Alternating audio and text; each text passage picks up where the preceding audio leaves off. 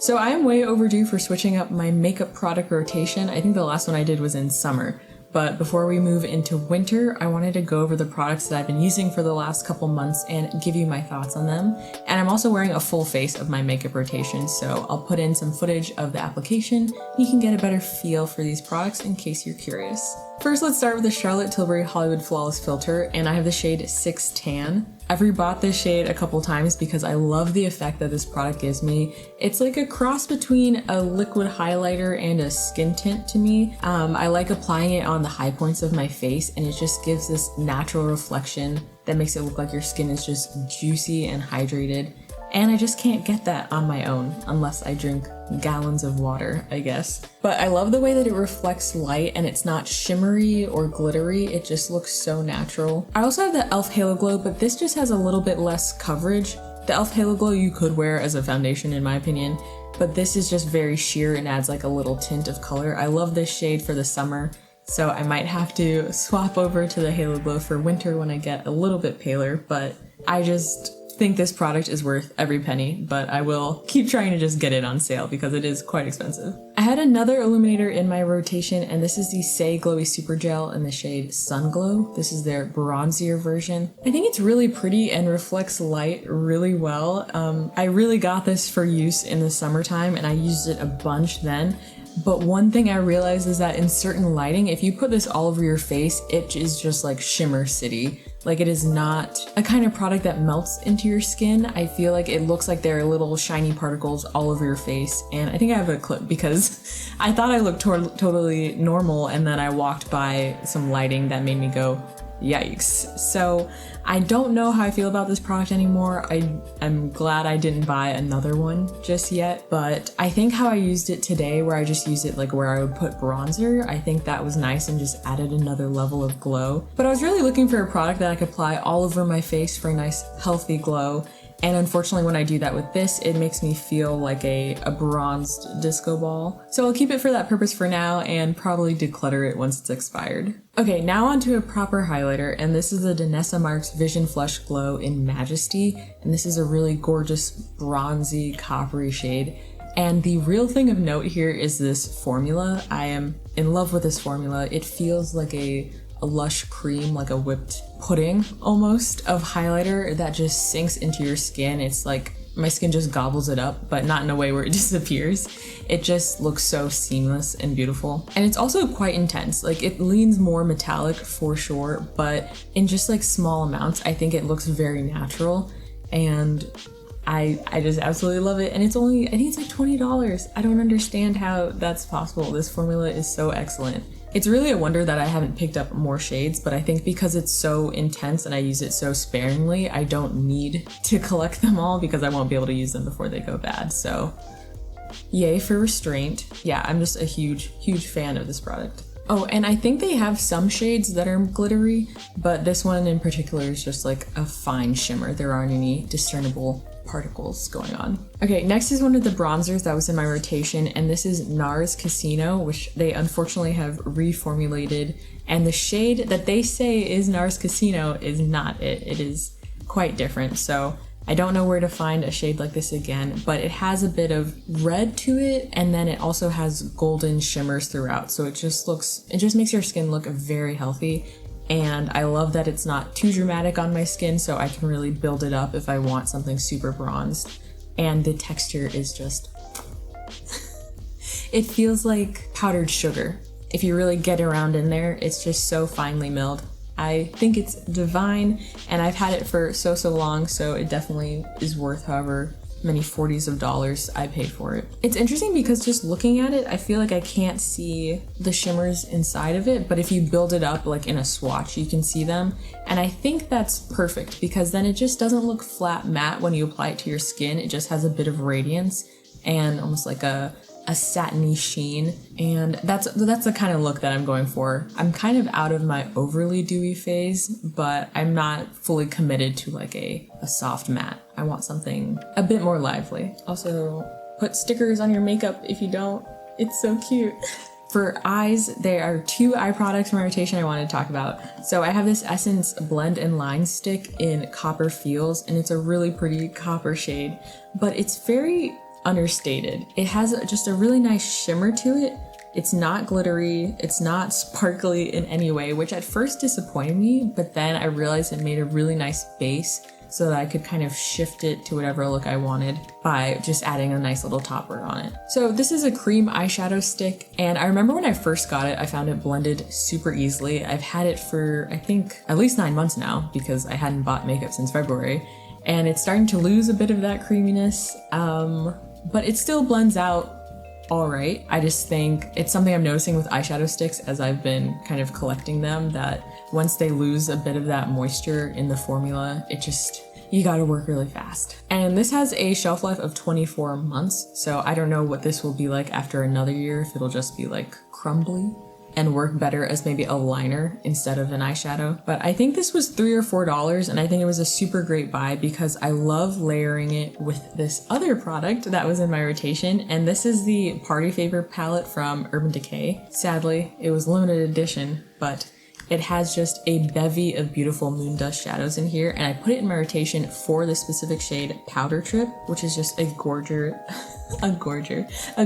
copper. Now this shade isn't as dimensional as some other ones in this palette. The sparkles in here are kind of also copper colored, so it's very reflective, but it's just kind of the same note over and over. And I think when layered on top of this eyeshadow stick, which is a bit of a lighter copper, I think that adds the dimension that I'm looking, and I just love the look that it creates, and it's so easy, but still impactful. I'm very pleased that I discovered this union through this makeup rotation. Also, I just really have a bone to pick with Urban Decay because where are shades like this? Where's like a plummy maroon? Where's a yellow with pink glitter? What are we doing? Moving on to blush. So I have 2 blushes that were in my rotation that I wanted to talk about. I have from Tower 28 their Beach Please blush in the shade Golden Hour. And this, I don't know how I feel about you. It's just like a little more, not neon, but almost like a pastel-y color. Like I feel like there's white in here. And I don't know how I feel about it on my skin tone these days. It was really a ride or die for me for a while. And then having in this rotation, I realized I wasn't really going for it as often because I wasn't loving how it felt when it was on my face just itself. So I've been liking it accented with other like pinks or magenta shades. I think having that kind of, I don't know if you remember that sunset blush trend that was going on, I really like doing that with this product. But just on its own, I don't know if it's doing it for me anymore, or maybe it's just orange blush in general. Maybe I'm feeling kind of tapped out on orange and gravitating more towards pinks and reds. But as for this formula, I love the Tower 28 cream blush formula. I think they were the first one I got into, unless you count the Glossier Cloud Paints as cream. Some people say gel. I kind of think there are better formulas out there now. From when I first started using it, I just feel a sense of loyalty to it. Also because they're only 20 bucks, and I think they do last well enough for a cream blush. I think because their colors are pretty saturated, so you get longevity out of it that way. But now, even looking at something like the Rare Beauty blush, which is also impactful and long-lasting, and also isn't that much more expensive, I find it hard to justify repurchasing this, even if it is a little affordable. So I'm feeling a little sad because I feel like once this fully expires on me and I cannot stand the smell, I don't think I will repurchase it. I have Power Hour, and I absolutely adore this shade, so I probably will keep rebuying it, but I don't think the formula is my favorite anymore. I think that belongs to the Phytosurgeon Skin Spark blushes. Their formulas feel pretty similar, but I think the Phytosurgeon's ones are even more blendable to me, and there's a lot of overlap in the shade range, so I think I will just stick with those, and they're slightly cheaper. It feels weird kind of like outgrowing a product that made you who you were. I say all that, and then I was just looking at the lilac color that they have and was like, should I pick that up?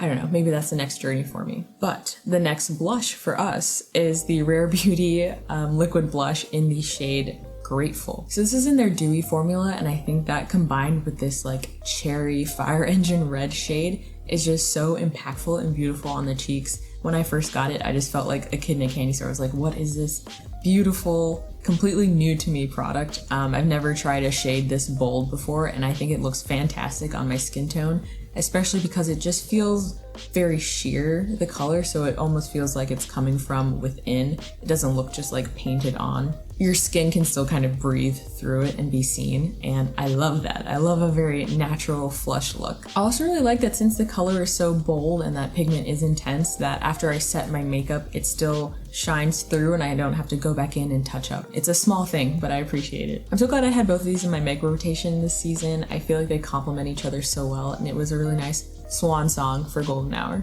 For lip products, there are two that I want to talk about. The first one is from Fenty Beauty. It's the Poutsicle lip stain in Berry Banger, and this is a very fuchsia grape combo color. When I bought this, I did not use it that often because it felt too bold, too unpredictable. I didn't really know what to do with it. I just used it sometimes when I went to the gym. I would do like a little cheek stain with it, which always ended up looking patchy and weird, and then a little bit on my lips, and it looked like I had been chewing on them because I have very dry lips and this will cling. But now that I was using it for months and months, I figured out my perfect way of using it, and I'm so pleased. I'm honestly hyper fixating on this, and every lip look I do has to revolve around including this. So let's get into why I love it so much. So the first thing that I love is that the pigment is very intense and it lasts a really long time, which is something I did not like about it at first. But now I've started using it as a lip stain, and I love that even after I eat something super greasy, I still have color around the edges of my lips. And I fade in that liner that I do, so it just looks very natural, and I like that I don't have to touch that up during the day at all. Look at how this just isn't going anywhere. It's crazy. And I have a lot of K-Beauty lip stains, but I feel like the pigment on this is kind of intense. It's kind of insane how pigmented this is. And I'm curious about the other shades, if they're as similarly pigmented or if it's because this is just a deeper purple. But a lot of the K-Beauty lip stains that I have that stain this much are more red. I haven't seen anything of this shade. Also, I really love this magenta color. Even if I sheer it out or build it up, I just like the purple tones and how they complement my skin and my hair color. It's just so harmonious. I'm so glad that I thought to try it as a lip liner. I was seeing those Sachu lip stain, like lip liner tattoo things everywhere, and I didn't want to pay for it. So I was like, what can I do at home? And so I tried this out and it looks so pretty. Like today I used it as a lip liner, wiped that off, and then I applied it all over my lips just to make it last even longer. And sometimes I'll just do it like that. But then the combinations are endless. You can put any other gloss or lipstick on top and it just adds this really lovely pinkness, purpliness. And I don't know, the possibilities just seem endless now. Like today I used the other lip product that I want to talk about, the Hourglass Volumizing Glossy Balm in Crave. And this is like a peachy pink.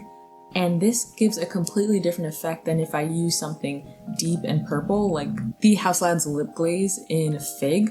It gives a completely different energy than this one. This is like fresh and fruity. My lips look like tank glue. They look so glossy. And then this is like a little more mysterious and jammy. Just such different energies, but the looks always are so dimensional because I'm using this as a base and just adding on to it.